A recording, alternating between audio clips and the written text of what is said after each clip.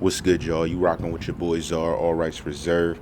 Um, I may have a video coming a little bit later, but as of now, we're going to talk about the three methods that authorities use during a manhunt or any type of situation where they're looking for a suspect. The first one is going to be called the targeted method. The second one is going to be called the interpersonal method, and the last one is going to be called the zig-zag method. The targeted method. Now, the way this works is what people normally see on movies and stuff, where they're kind of looking for someone who ran from a traffic stop, or you may have seen it on your favorite shows. The way this works is I literally find out the address of where your location is, where you live, and I work from inside out. So I'll start around where your house is, and then I'll literally circle around the blocks. And what they do is they'll make sure they put in path people they may have A, arrested you with, B, have seen you out with, or C, may be in the system as criminals. This is a very effective way they use to catch most people, because if you're not with family, it's always presumed that you may be with a friend. And that's how they get most people, because they choose to go into a friend's place instead of getting out of Dodge. That's why I said if these guys were smart, they got out of Dodge. But if they're not, then they were in the line of fire. And in this way, they use multiple vehicles. It could be I don't know, anywhere from like maybe 10 to 12 vehicles, and they'll circle in different areas where they think you may be at, and they'll literally go in a targeted pattern. And in this pattern, this is the most common pattern. A, they not only catch criminals, but B, they actually catch up to very, let's say, open areas like shopping malls, restaurants, and they come upon criminals because they think it may be safe after a cop drives by their house or a friend's house and they don't see him or see any sign of him. Then they think the coast is clear. Then they're like, okay, I'm gonna go over here now. But the targeted method brings them back around to see you. So in that way, they're still able to catch on to where you may be and pick you up in that manner. The targeted method is the basic method. So the way we have it built, so you understand, is basic, advanced, and pro method. Each method has its disadvantages and advantages.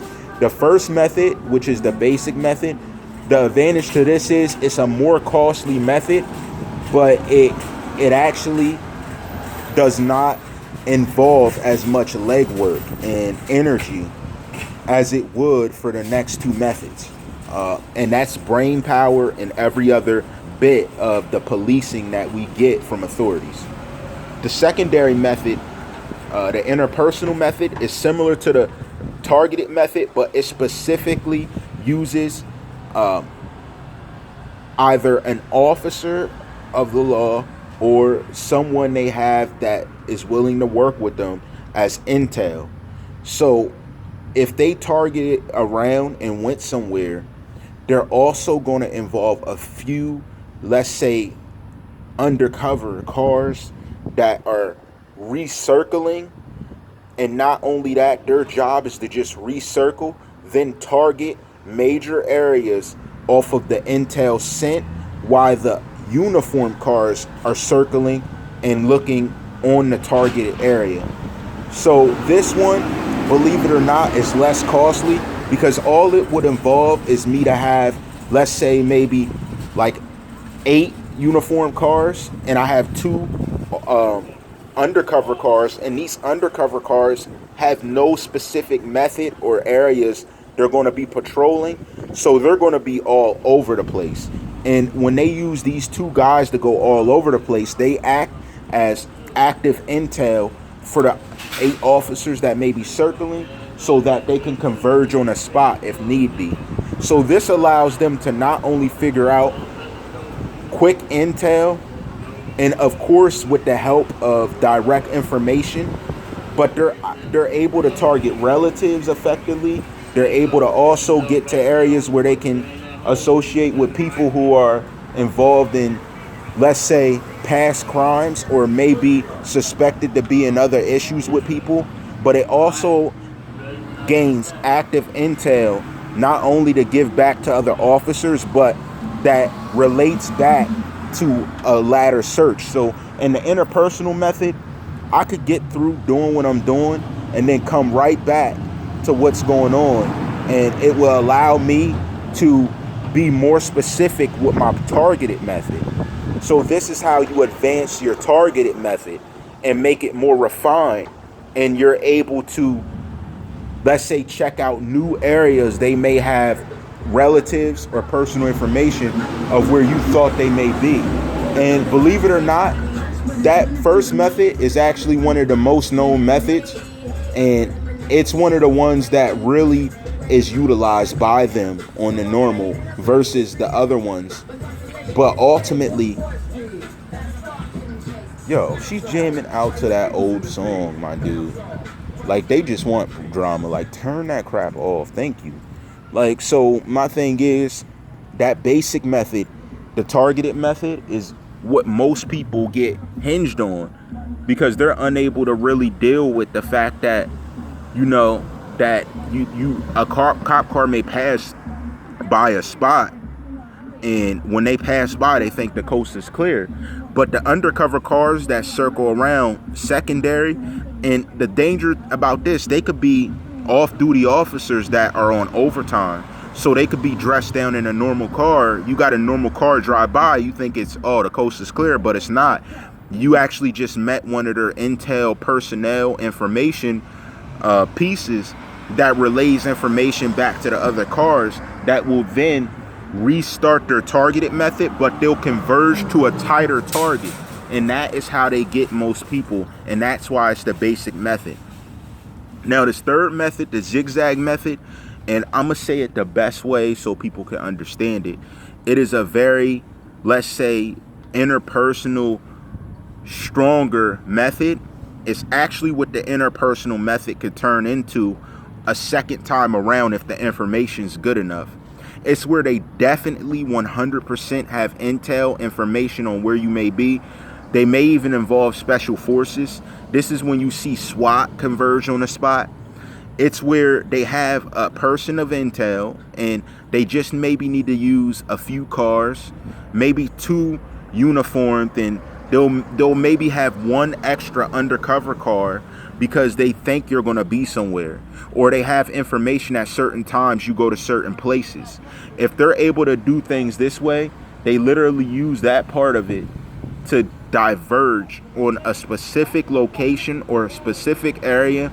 And the most common method is they're going to do looking out. They're going to do some spying to make it more powerful so that they're able to actually get the information they think they need. So it's a very powerful interpersonal. I have information. I know where you're going to be at a certain time. And this is when they pop up on people and just snatch them. That's why they use special forces, because they don't know if you're going to be armed. Now, I will tell you, the zigzag method, they're very mentally ready to use their weapon more so than the basic method. Especially being they know you're going to be somewhere and they're going to surprise you. So they don't know what you're going to do. Whereas the other 2 methods, they're willing to give you that chance to see if you're really going to fight back or not. But the zigzag method is when they're 100% willing and ready to kill, because you're someone of interest and they're presuming you're part of a murder. So they're going to expect you to fight back a specific way. And this is where we see officers or undercovers pop up on people, and then a shootout begins. This is the most common way that happens. And these names I'm giving it aren't specific names, but they're my code names so that you truly understand the depth and the steps that authorities take to, let's say, encountering criminals during manhunt phase. That means that they don't know if you're uncooperative. They know to presume you're on the run. And like I said, that last method, it's less costly, but it has stronger information involved. So that is the method that they would prefer. But with no direct information, they're forced to use the basic or interpersonal, which means they involve your relatives or people you may know. And that hems up other people. That's when they pop up on other people who may have warrants, pop up on other people who may have other things that they can try to bribe them at the moment. Like either we'll leave you alone if you let us know some info, but that's only if they know for sure you may know. But let me tell you this, 90% of the time, you're going to get involved in it. So they're still going to hit you with charges because you withheld information. That's what they're going to call it, so they get a 2-for-1. So the best thing is, if someone's on the run and you're involved, you got to be prepared to take time with it as well, because that's what's going to happen if you do make the decision to be a part of something of that nature. Again, the basic method is targeted. The advanced method is interpersonal. And the pro method would be zigzag. And the zigzag method also, let me add this, involves a larger number of other undercovers willing to travel further out of the area if they know that you're in a specific area. That is why special forces are mostly involved. And it will always involve some type of direct intel, presuming you're going to be at a certain spot or someplace you're going. It does not withhold any guesses. It's targeted information. And I know that sounds crazy because of the first one, but it's targeted because they move in a targeted manner. So they circle around in a targeted manner because they're covering their bases and seeing if they see you randomly. Whereas the other methods involve some form of knowledge that they're acting on. And that's what I'm saying. These are very important things to understand if you're going to put yourself in situations as a manhunt, which I would advise not to. The best way, or let's say the way that I've used in situations, is face to face, look your accuser in the eye, and you let them know that I'm not guilty if you're not guilty. Because when you do things like this, it makes them presume and assume guilt. All rights reserved.